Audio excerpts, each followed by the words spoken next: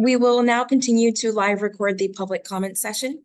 As a reminder, your recorded comments will be distributed to the MTA board and will be posted to our board meeting webpage and YouTube channel.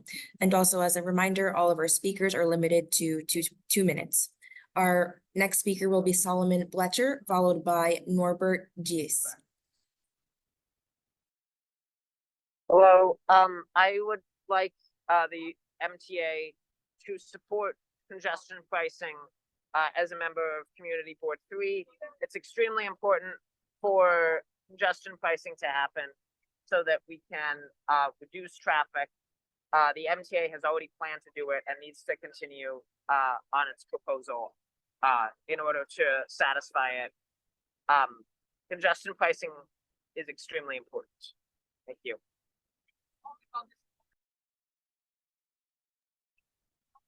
Our next speaker will be Norbert Geese, followed by Cassie Ruchi.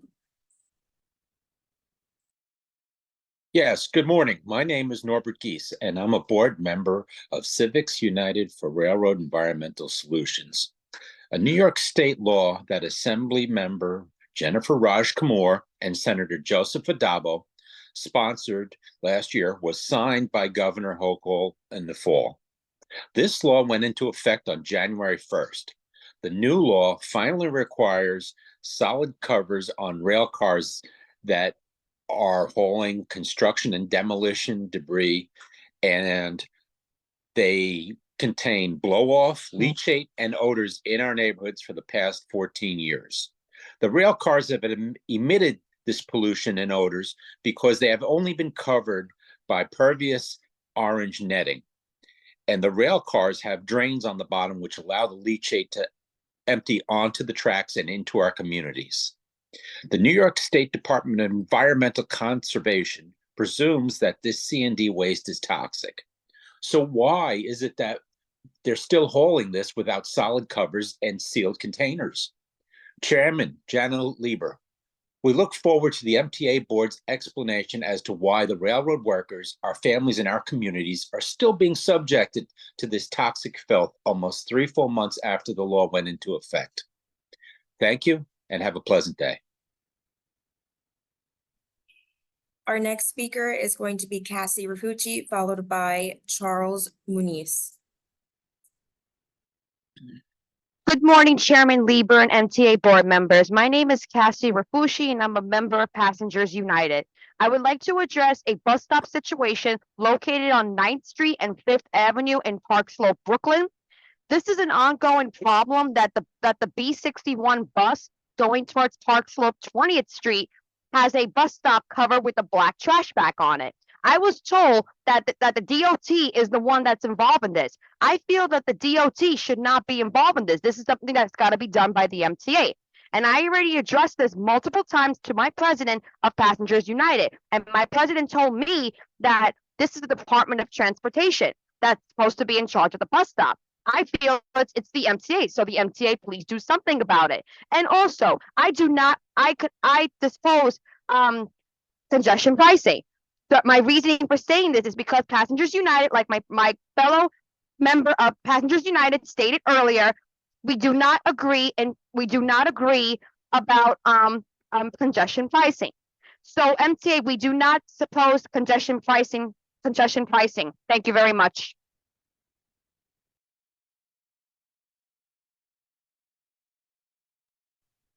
Our next speaker is Charles Muniz, followed by Ugan Pema.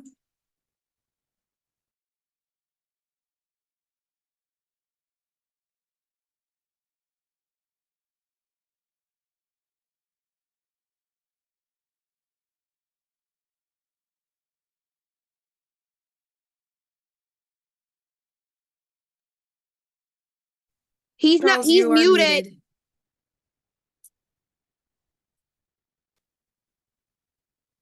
Still muted. Okay, sorry about that. My name is Charles Muniz. I'm a transit worker and a member of TWU Local 100.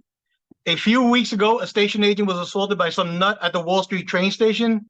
If the assault occurred 5 seconds later, it is quite possible the station agent might have been struck by the train entering the station. Over a year ago, I told everybody in this room that removing cash from booths and placing agents outside was a dumb idea. and I was proven correct. What boggles my mind is why are station agents still being told to be outside booths? The MTA is losing $800 million a year on fare evasion. People are not using Omni as projected. My coworkers are harassed, cursed at, spit on, and threatened on a daily basis, and you guys don't give a damn. What are you waiting for? For someone to get murdered? We just had a fourth murder on the subway in the last 6 weeks. If the public isn't safe, the police aren't safe, what makes you think that unarmed station agents are? It is obvious you suits don't care because none of you ride the trains, and if you do, it's for photo ops with security nearby. Ex-MTA head Pat Foy made a mistake by permitting the public to ride free of charge during the pandemic. Not former law-abiding folks as well as criminals are not afraid to avoid paying fares. We all know crooks don't give a damn. Crooks don't give a damn. They know they will not get penalized for not paying their fares and are likely to commit crimes. So why are my coworkers put in danger during these hostile times? Crime is surging and you guys just don't give a damn. Do something now and either bring back money to the booths and or come up with safety measures to protect transit workers. And if you're really, really serious about preventing fare evasion and not lose another $800 million next year, why not install the high wheel turnstiles all over the system? This will prevent fare evasion. So come on, get your act together, all right? Protect us because we have to protect the public too. Thank you. Our next speaker is Ugyen Pema, followed by Susan Lee.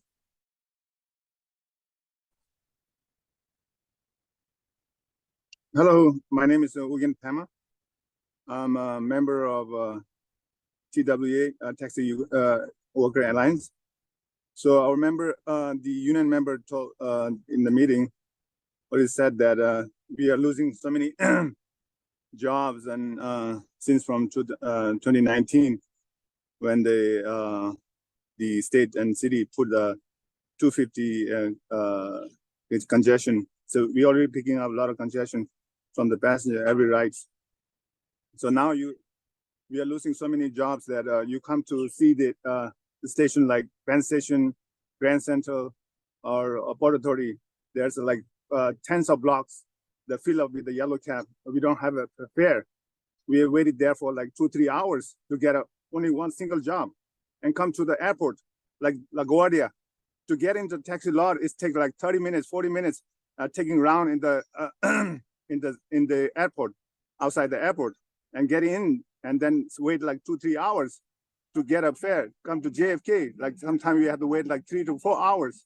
So we are losing a lot of jobs. Please examine the congestion on the yellow cab.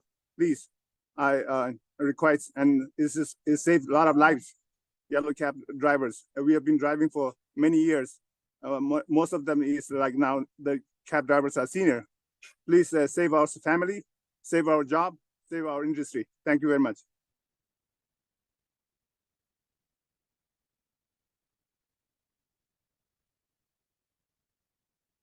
Our next speaker will be Vincent Padula, followed by Lucy Coteen.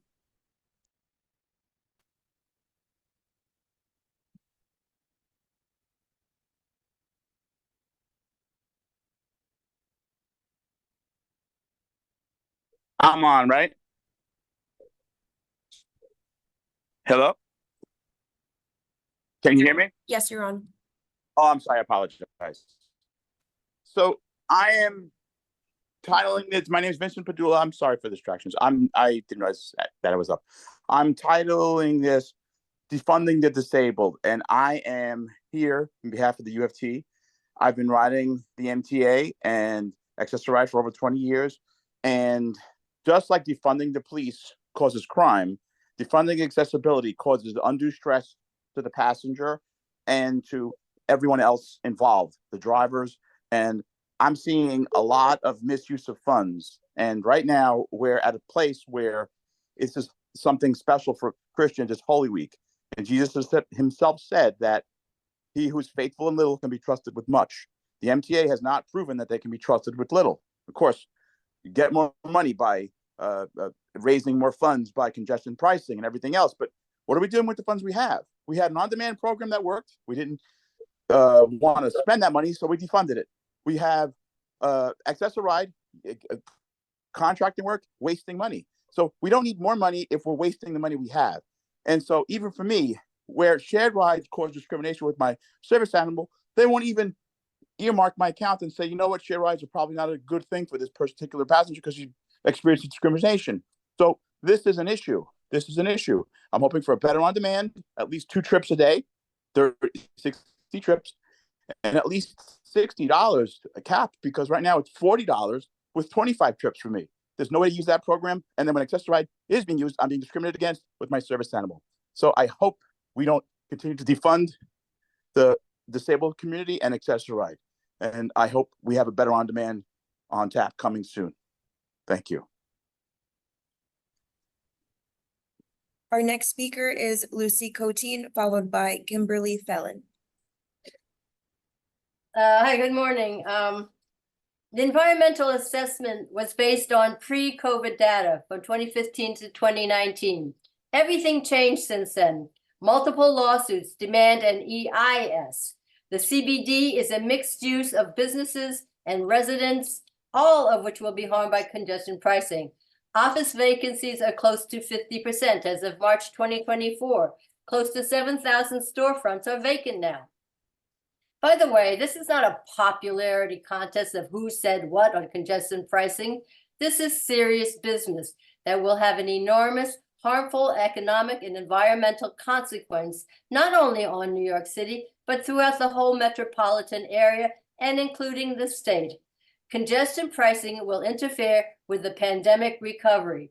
There is no oversight built into this program in how our money is spent, and there's nothing to stop the future increase in the fees and in the district.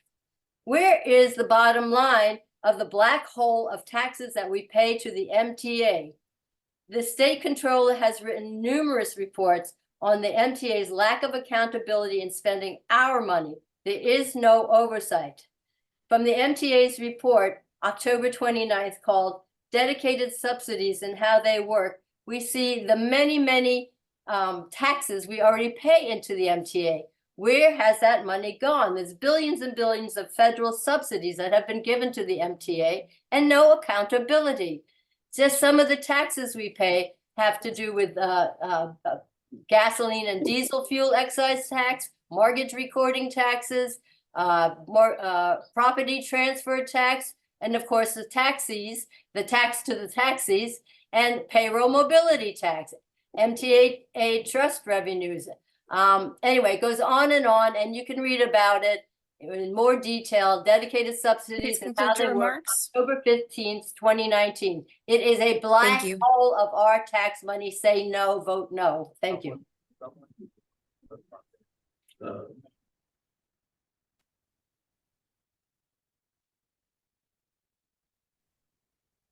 Our next speaker will be Kimberly Fellon, followed by Hippolyte Brian Kahn. Hi, I'm a resident of Richmond Hill. My name is Kim Fallon, and I live near the railroad tracks on 84th Avenue by Bessemer and Babbage Street, used by the Long Island Railroad freight trains and New York Atlantic Railway. There was improvement last year, but the past month, the noise and diesel emissions from idling and moving trains have been worse than ever. Trains are now coming 4 times a day, and the cars are longer and longer. There are cracks in my walls, my kitchen counter. Items all shake like an earthquake when the trains come by. Each old locomotive pollutes the same as 30,000 cars. This is coming into our homes and causing health issues and affecting our own rail workers. My relatives built these rails, and I don't think this was intended to be for 2024, that we don't have fresh air. LIRR has tens of millions of dollars to replace the ancient locomotives that are being used within the MTA system. When will the board and the union finally get to tell the LIRR to purchase the Tier 4 locomotives? The New York legislature has been giving LIRR $3 to $4 million a year since 2013 to repower the locomotives. While the LIRR fails to act, workers and families and health, and we all suffer from the pollution and the noise. That's $40 million. And why are you not holding them accountable and protecting the community? And while I have a few seconds left, I'm going to fight for the taxi people, because they have been taxed over and over and over again. And if you take an Uber or a Lyft at a certain time of day, they can charge you from what used to be $30 to $90. They get to pick and choose how they want to raise their rates at any given time. The taxi people don't have that. They've already been beaten up, and you have to protect these hardworking people too. You have to do the right thing. Thank you.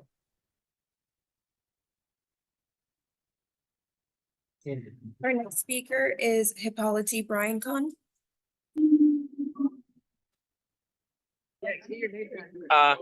I support congestion pricing because it would reduce traffic in the city, and I'm a student here in New York, and it was just like every day, like the amount of toxic like chemicals that I have to breathe in because of driving, like the congestion pricing would be able to reduce all that and just make it healthier for everyone else. Like I don't get why some people just support driving, like they're selfish. Like people should be thinking about the community and being able to help create a like a better environment for everyone else. Yeah. Thank you.